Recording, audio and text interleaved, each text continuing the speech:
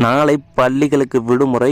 எதனால விடுமுறை அப்படின்றத இந்த வீடியோல பார்க்கலாம். அதாவது தமிழகத்தில் பள்ளிக்கான கோடை விடுமுறை ஏப்ரல் 17ஆம் தேதி தொடங்க உள்ள சூழலில் கூடுதலாக 2 நாட்கள் விடுமுறை அளிக்கப்பட்டுள்ளதாக அறிவிப்பு வெளியாகியுள்ளது. இதனால் மாணவர்கள் மகிழ்ச்சியில் உள்ளனர். தமிழகத்தில் அரசு மற்றும் தனியார் பள்ளிகளில் 1 முதல் 9ஆம் வகுப்பு மாணவர்களுக்கான தேர்வுகள் நடைபெற்று வருகின்றன. இத்தேர்வுகள் இன்னும் ஒரு சில நாட்களில் நிறைவடைய உள்ளன. இதனைத் தொடர்ந்து கோடை விடுமுறை ஏப்ரல் 17ஆம் தேதி முதல் தொடங்குகிறது. கோடை விடுமுறை முடிந்து ஜூன் 1ஆம் தேதி பள்ளிகள் திறக்கப்படும் என பள்ளிக்கல்வித்துறை ஏற்கனவே தெரிவித்துள்ளது. இதற்கிடையில் தமிழகத்தில் சட்டப்பேரவை தேர்தல் ஏப்ரல் 23ஆம் தேதி நடைபெற உள்ளது. அதற்கான வாக்கு எண்ணிக்கை மே 4ஆம் தேதி நடைபெறும். தேர்தல் நடைபெற இருப்பதன் காரணமாக பொதுத் தேர்வுகள் மற்றும் முழாண்டு தேர்வுகள் முன்கூட்டியே திட்டமிடப்பட்டு விடுமுறையும் முன்கூட்டியே அறிவிக்கப்பட்டுள்ளது. கோடை விடுமுறை தொடங்க இன்னும் 3 நாட்கள் உள்ள நிலையில் மாணவர்களுக்கு கூடுதல் மகிழ்ச்சியான செய்தி வெளியாகியுள்ளது. அதாவது கோடை விடுமுறை தொடங்குவதற்கு முன்பே 2 நாட்கள் கூடுதல் விடுமுறை வழங்கப்பட்டுள்ளது. சென்னையில் ஏப்ரல் 14 மற்றும் 15 ஆகிய தேதிகளில் பள்ளிகளுக்கு விடுமுறை அறிவிக்கப்பட்டுள்ளது. இதனை சென்னை மாவட்ட முதன்மை கல்வி அலுவலர் வெளியிட்டுள்ளார்.